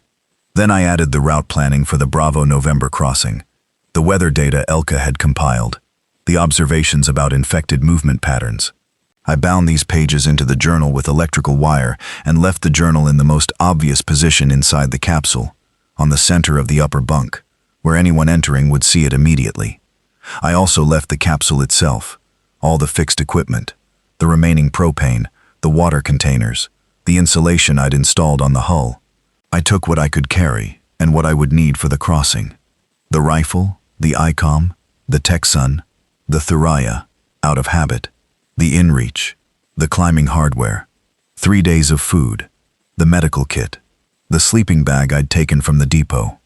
On the final evening, day 106, I sat in the capsule for about an hour, without doing anything useful. I looked at the porthole's circle of dark sky. I thought about Hannah, not in the grief-soaked way I'd thought about her in the first year after she died, but in the quiet way I'd come to think about her in the years since. She was always somewhere in my peripheral vision, you understand. The same way the mountains are always in the peripheral vision of someone who grew up looking at them. Not always attended to, but always there. I thought she would have found all of this interesting. She was a scientist, a materials researcher, genuinely curious about systems and how they fail. She would have had specific questions about the infected's neural function. She would have wanted to know the mechanisms. She would have been calmer about it than me, not because she was braver, but because curiosity is a different emotion from fear, and she'd always had more of it. I said goodnight to her out loud, which I hadn't done in a long time. Then I lay down and slept until 0400 and got up and left. The traverse to the East Station took 9 hours with the pack. I'm going to tell you the terrain part honestly without making it dramatic, because it was not dramatic in the movie sense. It was physically demanding and cold, and in 2 sections technically demanding enough that I moved very slowly and was very careful. The Burger Call, which Brant had mentioned and which I knew from the installation maps and from 2 previous crossings in my career, is a rocky pass at approximately 3,100 meters that involves about 300 meters of proper scrambling above the maintained path system. And in winter, with a heavy pack and a rifle on the sling, it is not casual terrain. I moved carefully, and I didn't fall. The thing that slowed me more than the terrain was the infected. I encountered 4 on the traverse, 2 on the lower section of the maintenance path, well below the capsule, wandering individuals, not clustered, both moving in the wrong direction to intersect with me, and both reacting to sound rather than sight. I moved to the uphill side of the path, gave them a 50-meter margin, and moved past while they continued their aimless progress along the lower route. They didn't register me. The third was on the approach to the call itself, on the scree above the snow line. This one was different. Not behaviorally different in any purposeful way, but physically different in a way I hadn't observed from the porthole of the capsule at distance. Up close, at roughly 30 meters in daylight with good visibility, I could see that this one had been infected for a while. The clothing was in poor condition. The skin of the exposed areas, neck, one hand where the glove was gone, was discolored in the particular gray-purple way that exposed skin discolors at altitude in prolonged cold. It had been outside in winter temperatures for weeks, maybe months. It was still moving, still doing what it was doing. I thought about what that implied for how they worked physiologically, and decided not to think about it too specifically, because there was nothing useful to do with that information right now. I moved to the uphill side of its trajectory, moved past it, kept going. The 4th was at the coal itself, sitting against a rock, not moving. I approached it slowly, and from uphill, and it didn't react until I was about 10 meters away, and then it turned toward me. The head first, the eyes fixing in my general direction, the body starting to orient. But sitting against a rock on ice at altitude is a posture that doesn't transition easily to upright movement, and by the time it had started to lever itself away from the rock, I was past it and moving down the other side of the coal on the east face. Behind me, the sound of it trying to stand and sliding on the ice. I didn't look back. The east station was visible from the coal, on a brief clear section of the east face, the same low-profile cluster of buildings I'd seen in the satellite image, about 2 kilometers further along the ridge system. A light in one window, yellow warm against the white of the mountain. The most reassuring thing I'd seen in 4 months. I made the east station at approximately 1600.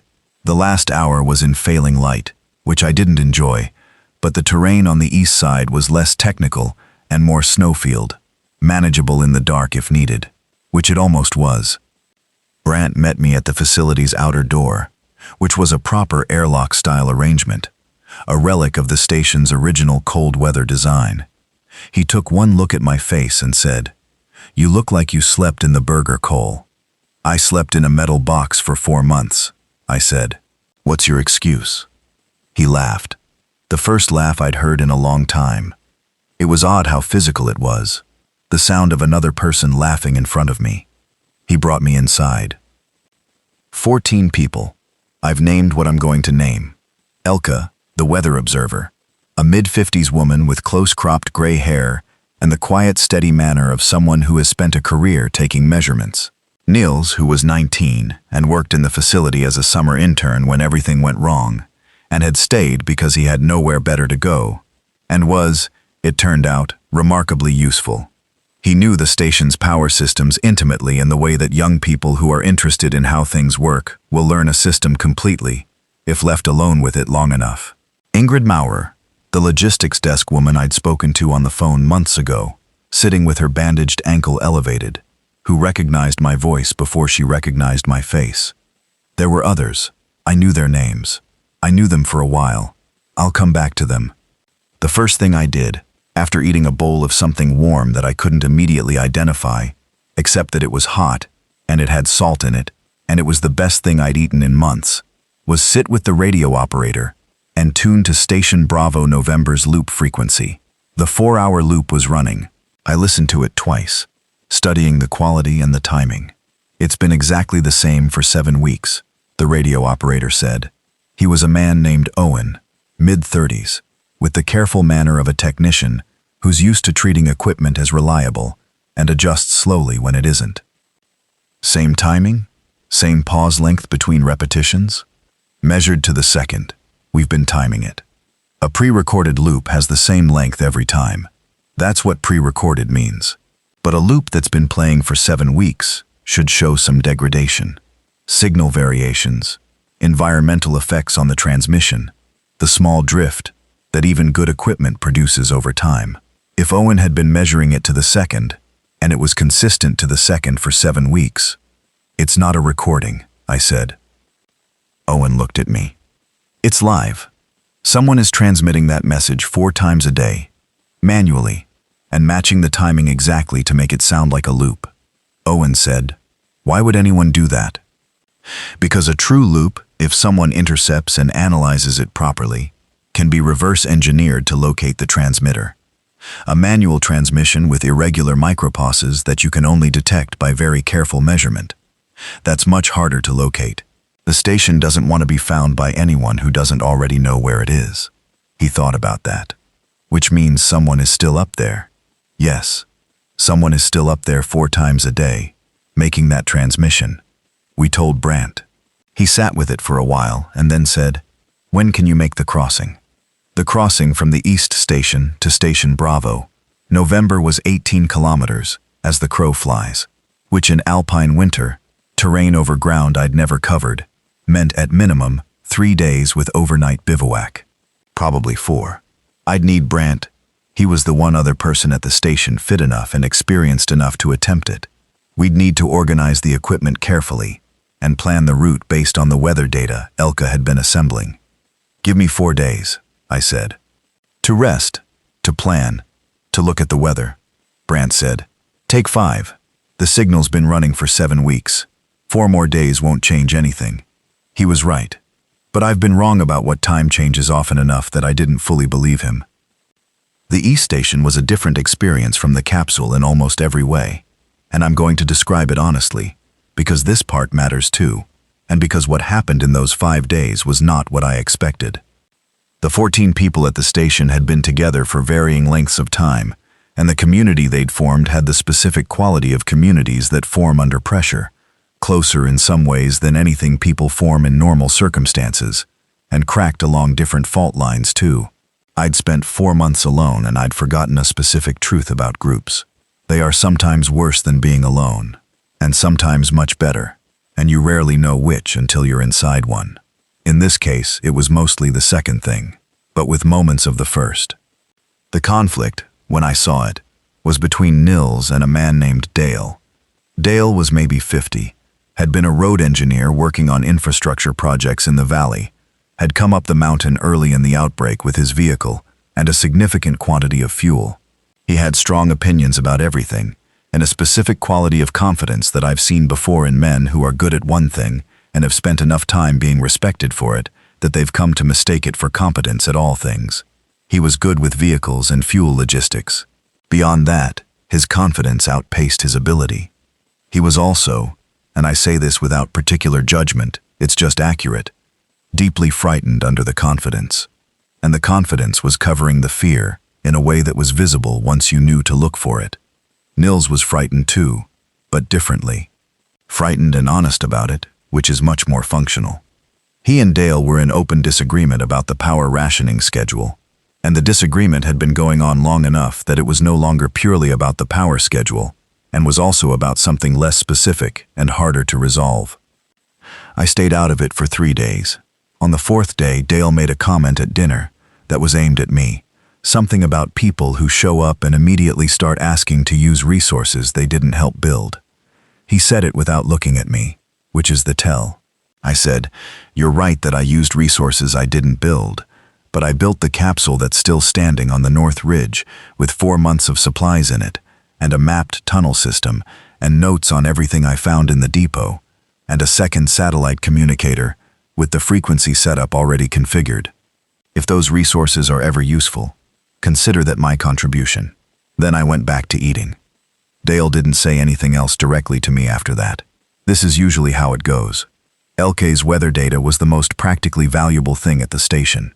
She'd been keeping records since the facility's own automatic weather station was destroyed in a storm in week 3 of their stay, doing manual observations 4 times a day with a handheld set of instruments and recording everything. 6 weeks of manual observations, logged in a format that a professional meteorologist would have recognized and approved of. Looking at the data for the Northeast Traverse, the weather window I needed was approximately 3 to 4 days in the current system. A stable high-pressure period, low wind above 3,000 meters, good visibility. It was arriving in 2 days. On my 4th evening at the station, I sat alone in the radio room at 2000 and broadcast on 46-2125, not the message loop channel, the adjacent channel, one step over, the one a receiver monitoring the loop might also be monitoring if they were careful. I said, "This is Voss, former CAA. I'm at the East Research Station. I'm coming to you in approximately 72 hours. I am coming with one other person. We are experienced, equipped, and not hostile. Please acknowledge if you're able." I wasn't expecting a response. I sent it because the alternative was arriving without warning, which seemed worse. At 2300 that night, Owen knocked on the door of the room where I was sleeping and said, "Garrett, radio." The voice on 46.125 was not the recorded voice from the loop. It was a woman's voice, and it was live, and she sounded like she'd been holding herself together through considerable effort for a long time. She said, "Station Bravo, November. We read you, Voss. We have been monitoring the adjacent channel since we established the loop. We were waiting to see if anyone competent enough to find us would be competent enough to look one step over." I sat down next to the radio. "How many of you?" A pause. 3 now. We were 9. 3 started with 9. The arithmetic of what had happened between those numbers was something I didn't ask about right then. "What's the situation at the station?" "Power is stable. Medical is functional. We have enough food for the 3 of us for 8 months. We have a satellite uplink that is partial. We can receive, but not transmit on the military channel. We've been trying to repair the transmit array for 4 weeks. What's on the military channel?" I said. Another pause. Longer. She said, "When the uplink works, when it's worked, I mean, before the transmit array failed. We received a government status update, 47 days ago, the last one we got." "What did it say?" "It said that a coordinated evacuation effort was operating in the south, in the low country. That aircraft were being used. That survivors in the Alpine zone who could not be reached by ground were being asked to proceed to the highest accessible cleared location for aerial extraction, and to maintain radio silence, except on a specified contact channel." She gave me the frequency. "We attempted contact 14 times on that channel. No response. Aerial extraction. If the evacuation effort was real and still running, the highest cleared location in this system was the landing pad at Station Bravo, November itself." "How long ago was that transmission?" I said. 47 days, she said. "We haven't received another one." 47 days, which meant the evacuation effort, if it was still running, had been running for more than 6 weeks without updating its contact frequency, and the aircraft that was supposed to find the highest cleared location in the Alpine zone had either not looked or not reached this area. Or the effort had stopped. Or it was still out there and we just couldn't reach it. "We're coming," I said. 3 days. We'll use the maintenance access route from the east side. It avoids the lower passes." She said, "We'll be here." Then, before I could sign off, she added, "There's one more thing you should know." I waited. "The outbreak. We have information about it. About what it is. We've been analyzing it. One of our 3 remaining people is a virologist." She paused. "It's not what the early reports described. It's not a pathogen in the conventional sense." I thought about the infected person I'd seen on the coal, moving in -15-degree cold for months. "I know," I said. "I've been watching them. Then you know they don't die." "I know. Come quickly. I'm going to skip the gear preparation and the route planning. because I've written it elsewhere in the technical journal pages, and because it's detailed but not the thing that matters here. What matters is what I found when we arrived, and what we did with it, and what we decided. Brant and I left the East Station on day 115, counting from the day I first sealed myself in the capsule. We traveled over 3 days, bivouacking twice on the northeast ridge at approximately 3,200 meters, which was cold enough that both of us got very little sleep, despite the -30 bags, and the windbreaks we built from our packs, and whatever rock shelter was available. The infected were present in lower numbers above the snowline, but not absent. We encountered 2 on the traverse, and bypassed both without incident. The weather window Elka had predicted held, though on the second afternoon, a system moving in from the west produced stronger wind than expected, and we sheltered for 3 hours in a rock recess on the northeast face, while it moved through. We reached Station Bravo November, on the morning of day 117. The station was what the satellite image had shown, more or less. A concrete facility built low into the rock, designed to be inconspicuous from below.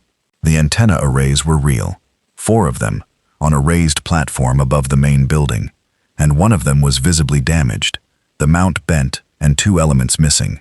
The landing pad was a cleared area on the south side, properly marked, large enough for a medium helicopter. The woman who'd spoken to me on the radio was named Hildy.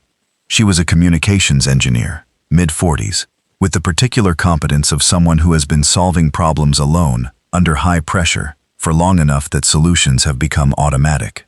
She met us at the facility's entrance with the wariness of someone who spent months making herself invisible to anything that might want to find her, and then, when she'd confirmed we were who we said we were, she relaxed almost entirely, all at once, in a way that told me she'd been holding that tension for a very long time.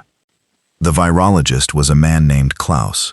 He was small, precise, and he had the look of a person who is completely absorbed in something and is only partly aware of his surroundings. He'd been working on a sample analysis for 6 weeks, using the station's biological monitoring equipment that had been installed for atmospheric and soil contamination monitoring, not virology, but which he'd repurposed with impressive creativity. He explained what he'd found to me that first evening, while we ate the first hot meal in 3 days, and I tried to follow the technical parts and mostly focused on the practical parts. The practical parts were, the infection was not conventional. It was a neurological vector, airborne in its initial transmission phase, no longer airborne in surviving infected, spreading only through direct fluid contact after primary infection. The initial airborne phase, Klaus estimated from what data they had lasted approximately 6 weeks in the lower population zones before the infectious aerosol settled and became inert, which meant, and he said this carefully, that the window of primary airborne transmission was likely already closed. The people still becoming newly infected in the lower zones were being infected by contact, which was still dangerous, but which was different from the initial phase. More significantly, the initial airborne transmission was altitude sensitive. The aerosol required oxygen concentrations found below approximately 2,000 meters to maintain its infectious load. Above 2,000 meters, the concentration dropped rapidly. Above 2,500, it was effectively inert. "That's why we're all still here," I said. "Exactly," Klaus said. "The altitude prevented primary infection. Anyone who came up before the initial wave passed, who didn't have contact spread exposure, is uninfected." I looked at Brant. Brant looked at Klaus. Klaus looked at his hands. "How long does the initial wave last in a given area?" I asked. "Best estimate, 12 to 16 weeks from first infection event. In the Alpine zone, based on our observations, we believe the primary wave has been inactive for approximately 10 weeks, possibly longer." 10 weeks, which overlapped significantly with when the infected individuals I'd been seeing on the south face had begun behaving differently. The clustering, the sound following, the decreased solo wandering. "They're changing," I said. "The ones I've been watching. They're changing their behavior." Klaus nodded slowly. "We've observed that too. We believe the neurological progression has multiple stages. The initial stage is the one you've seen, loss of higher cognitive function, preservation of basic motor drive, no coordinated behavior. The second stage, we're beginning to see it in the longest infected individuals, shows increasing aggregation behavior. They cluster. They follow sound signals from each other. Whether this represents genuine neurological change, or whether we're imposing a pattern on what's actually random noise, I can't say with certainty. But if it's real, Brandt said, it could mean they become more dangerous in groups. Or it could be entirely benign in terms of threat to us, Klaus said. Aggregation without increased predatory behavior is just herding, which makes them easier to observe and avoid. We don't know yet. Third person in the facility, Felix. Felix was 23 and had been on a climbing expedition when the outbreak began. Had come down from a high route to find the world considerably worse than he'd left it, and had eventually reached this facility by a route that, when he described it, made both Brandt and me look at each other with the specific expression of two people who have done technical alpine terrain and are quietly impressed. He was lean in the way that people who have been moving across high country for months get lean, and he had a specific calm about him that I found very easy to be around. He didn't talk much. When he did, it was useful. We stayed at Station Bravo November for 11 days while we worked on the transmit array. The damaged element was the result of a storm 3 weeks after the facility's remaining inhabitants had committed to staying. The array mount had been struck, not lightning, wind loading on a weakened joint, and 2 of the 4 antenna elements had been sheared free and were gone. Klaus and Hilda had been unable to repair it because neither of them had the technical background for structural antenna work. Brandt was an engineer and knew enough. I knew the physical work. We rebuilt the array over 4 days, in sections, using materials from the facility's maintenance store, with some improvised work for the missing elements that I don't want to oversell as elegant, but that I'm fairly confident will function. We tested the transmit array on day 4, with Owen at the East Station on the receiving end via the inReach, and received his confirmation that our signal was clean and strong. Then we broadcast on the evacuation frequency, the one the government update had specified, 47 days before our arrival. We broadcast for 6 hours. At 0800, at 1000, at 1200, at 1400, at 1600, at 1800. Station identification. Number of survivors in the combined groups. 17 at the East Station, plus the 5 of us at Bravo November. 22 total, plus 3 who'd joined the East Station in my absence. Position. Equipment status. Medical status. The landing pad dimensions and coordinates. Detailed and complete and professional. We received a response at 1947. Not on the evacuation frequency, on a military aviation frequency adjacent to the one I'd worked out from the broadcast signals I'd been hearing at the Capsule, the one I'd had on the back of my mind for weeks. The response was a voice, live, and the voice said, "Station Bravo November. This is Military Air Command Search and Rescue. We read you. Confirm number of survivors and position." We confirmed. 25 people total across 2 locations, 2 separate sets of coordinates. The voice said, "Stand by for extraction planning. Maintain this frequency." And we stood by. Here is where the story of the capsule ends, and the story of what came after begins. And I'm going to write this part slowly, because I want it to be right. Not because it was beautiful or triumphant, just because it was real, and real things deserve to be written accurately. The Air Command voice wasn't a rescue. Not immediately. It was a planning channel. They were operating 2 aircraft out of a base I wasn't given the location of, and the flight radius was the constraint. They needed 2 days to organize a dual pickup. 1 aircraft to the East Station, 1 to Bravo November, coordinated within the weather window. 2 days. We had weather data from Elke's records and the station's instruments. The window was holding. 2 days was fine. But on day 1 of the 2 days, the infected came. Not a small cluster. The grouping behavior I'd been watching from the capsule, the sound following, the aggregation, it had been developing across the winter in the lower valley infected population, and what I'd seen on the south face in the last weeks before my departure was an early signal of something that had been building in scale. Klaus had a theory, and I'll describe it plainly. The infected in the valley, over months, had been clustering around sound sources, each other's vocalizations, environmental resonances, whatever carried and repeated. And the transmission we'd sent for 6 hours had given them a very large, very clear sound source to move toward. The signal doesn't transmit continuously. It stops and starts. But 6 hours was enough to set things in motion. They came up the south approach to the Bravo November facility. Not quickly. Nothing they did was quick. But there were a lot of them. Felix saw them first on his afternoon observation rotation. He came back into the facility at 1600 and said with that specific calm he had, "There are people coming up the south slope. Many of them. I'd say at least 40. 40. I went to the south-facing window and looked. More than 40. The slope below us, which dropped away from the landing pad toward a rocky lower section, and then into the trees that marked the upper limit of the tree line, was moving. In the gathering dusk, it was hard to get a precise count.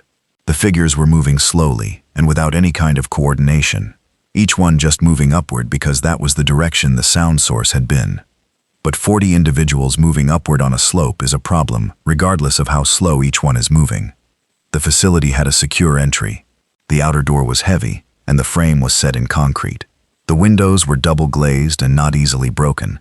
The door could be barred from inside with a mechanism that Hilda had reinforced with a steel bracket early in their stay. We were safe inside for now. Now being the operative word. Tomorrow at approximately 1200 was the planned aircraft arrival. 17.5 hours. The south slope was the problem. That was where the landing pad was. The infected on the south slope were going to be on the landing pad by morning. "We need to give them somewhere else to go," I said. We thought about this for a while. The north side of the facility was a vertical rock face dropping about 12 meters to a wide ledge, and then another 30 meters of steep scree to a snowfield. Impassable for infected who couldn't deliberately navigate terrain. If we could give them a sound source on the north side, they'd turn toward it. The ones already on the south slope would rotate. New ones coming up from the valley would be redirected. Felix and I went out the north entrance, a technical thing, accessing the facility through the maintenance roof hatch and down the antenna platform on the north side, which required the kind of careful work that you do slowly and don't think about too much. We took the smallest of the ICOM radios and a 50-meter coil of rope and a 3-way audio splitter and a small speaker that Hilde pulled out of an audio monitor unit in the communications room. We set the speaker on the north ledge, connected it to the radio, connected the radio to the facility's power system via the antenna run. Felix went back inside. I stayed on the north ledge, which was cold and exposed and not where I wanted to be, and fed the rope through the antenna ring I'd attached to the speaker housing and secured it above so the speaker was hanging against the rock face, protected from direct wind. From inside, Hilde keyed the ICOM on a low-power broadcast. The speaker on the north face started transmitting the facility's call signal at medium volume, steady. Not immediately. These things don't happen immediately. But over the following 2 hours, the south slope's movement pattern shifted. The individuals who'd been oriented toward the facility's walls began to turn. The ones reaching the upper slope turned toward the sound on the north face and moved toward the edge, which they couldn't navigate. They fell back from the drop, milled, followed the sound without reaching it. The ones still on the lower slope turned north and went to the north slope approach, which was the steep scree, which they also couldn't navigate effectively. Not all of them, maybe 60%. The remaining ones were in the zone right against the south facility wall by midnight, and those we couldn't move without going outside, which I decided against. At 0200, I stood at the south window, looking at the ones directly below, and thought about the virologist's question. Second stage, herding behavior, benign or dangerous. The ones below me weren't pressing against the wall or trying to access the building. They were against it because the signal from the north face was blocked by the building's mass, and the building itself was close, and they oriented to the close physical structure when the audio direction was unclear. Not hunting, not attacking, just near. Still, near is enough. I went to sleep at 0300 with the rifle across my legs. At 9:40 the next morning I heard the helicopter. That sound. If you've ever been in the mountains and heard a rescue helicopter coming for you, and I've heard it many times, On both sides of the situation, you know what it does to the body. Not relief, not yet. A suspended breath. The sound reaching you before you know for certain it's going to find you. I went to the south window. The infected that had been against the wall were gone, moved north during the night, following the speaker signal, or dispersed by the movement of the light shifting across the slope. The landing pad was clear. The helicopter came from the southeast, a large transport model. Military markings, moving fast at altitude. It banked once around the facility. The pilot was assessing. Then it came in steady and landed on the pad. Felix went out first, which was sensible because he was youngest and fastest if something went wrong on the exposed pad. Nothing went wrong. The landing crew, 2 military personnel, armed, with the practiced manner of people who've been doing extractions for weeks, came out of the aircraft and assessed and waved us out. We went out, all 5 of us. We were in the aircraft in 4 minutes. The East Station pickup was happening simultaneously, the second aircraft. I knew that. I didn't see it happen. I had to trust it was happening. From the aircraft, rising, I could see the ridge system below. The capsule was visible, or rather, the capsule's outline was visible once I knew exactly where to look, and I did know. The rounded hull against the granite, exactly where I'd placed it and reinforced it, and lived in it for 106 days. From altitude, in daylight, it looked small, not as small as I expected. It had the presence of something that is correctly placed in its environment. I looked at it until the aircraft banked north, and it passed out of sight. The East Station group was aboard the second aircraft, all 17 of them, plus the additional survivors who'd come in later. I'll tell you who made it and who didn't when the time is right, and I'm not going to do it here, because this journal ends at the capsule, and at the crossing, and at the decision that sent me in a direction I couldn't have predicted when I first climbed that ridge with an inspection kit, and a Grundig radio, and a half-eaten sandwich. What I'll tell you is this. The aircraft didn't take us south. The evacuation base, the one the Air Command had been coordinating from, was northeast of our position. Beyond the peaks, in the kind of terrain that doesn't appear on ordinary maps, because ordinary maps are made for ordinary movement. A location the military had identified very early in the outbreak as having the geographical characteristics needed. High, isolated, defensible, arable in the low land approaching it, accessible to aircraft that knew where to go, and not much else. They called it the receiving station. That's the name I heard first, on the aircraft, from one of the military crew who was clearly trying to normalize language around what they'd built. I never heard them call it a safe zone or a settlement or a sanctuary. Just the receiving station, which suggests to me a place that is still in the process of figuring out what it will become. We went there. That's where I am now, writing this. Not in the capsule, not on the mountain, in a structure at the receiving station, with walls that are warm and a door that locks, and a window that looks north, towards something I can see on clear days, that might be the ridgeline, or might be my imagination, finding familiar shapes. The journal I left in the capsule, somebody will find it. If you're reading this and you found it, here's what the capsule has. 4 months of supplies, reduced by what I took, but still significant. A water catchment system that works. A propane setup that's still functional. Tunnel access below the floor hatch that will take you to a supply depot, and to a route that can get you off the mountain. The map on the last page will bring you here. Not just here, to the route I took, the one that works. Take what you need from the capsule. Close the hatch when you leave so it's ready for the next person. I want to talk about the winter, not the tactical parts, the supplies and the route and the radio frequencies. The other part, what it actually was.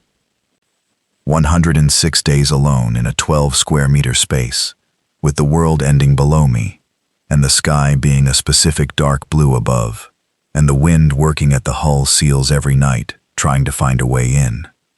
I was not a sentimental man before. I was a functional one. The kind of man who was good at the things that needed doing, and did them, and was satisfied, and did not particularly interrogate the satisfaction.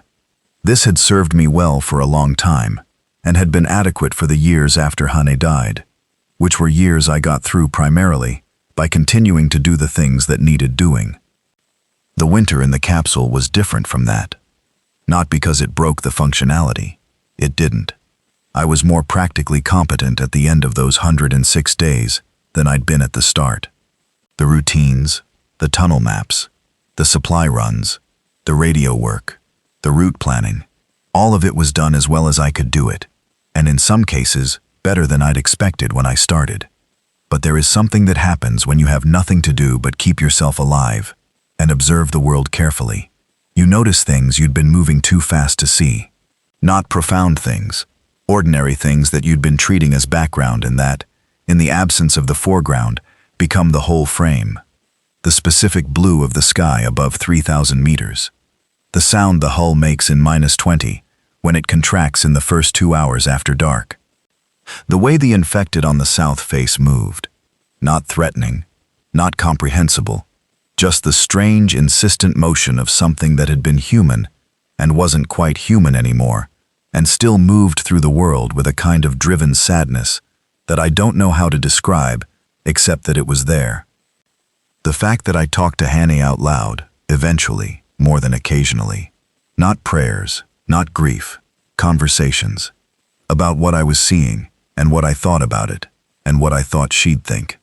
This was not something I had done in the 3 years of being without her in the ordinary world, because the ordinary world was too full of other noise to make space for it.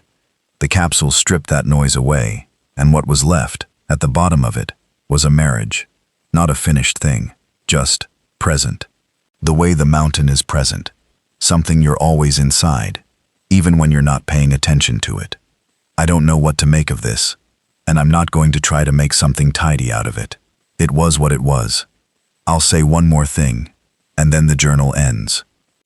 The virologist Klaus is working at the receiving station on what he's calling the secondary containment analysis, trying to understand the second stage behavioral shift in the infected population, the clustering, the sound following, whether it plateaus or progresses, whether the progression, if it exists, opens vulnerabilities that could be used.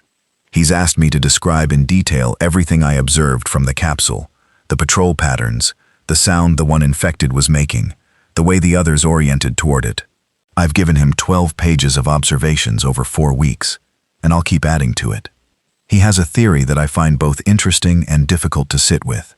He thinks the second stage isn't a progression toward greater threat. He thinks it's a regression toward older, simpler behavioral patterns, that what the neurological change is doing is stripping away layer after layer of complexity until what's left is something very basic, something that moves toward warmth and sound and the presence of similar things, not out of hunger or aggression, but out of something much simpler and much harder to name. Like what? I asked him. He thought about it. He said, like the need to not be alone. I thought about being in the capsule for 106 days. About the specific weight of a silence you're living inside, not observing from outside. About talking to Hannah in the dark. I wrote it down. I'm going to close this journal now. The final pages have the map. If you've read this far, you know what it points to. You know the route. You know what the capsule has, and what I took, and what I left. You know what the mountain sounds like at 3,000 meters when everything else has gone quiet. You know what I know. Come north if you can. The receiving station isn't a destination. It's the beginning of figuring out what comes next, which is the only task that has ever mattered, even when there were other tasks to distract from it. Take care of the capsule. Take care of each other. I'm Garrett Voss, and I was an Alpine rescue engineer for 35 years, and the mountain taught me everything I know, and I'm not done learning yet.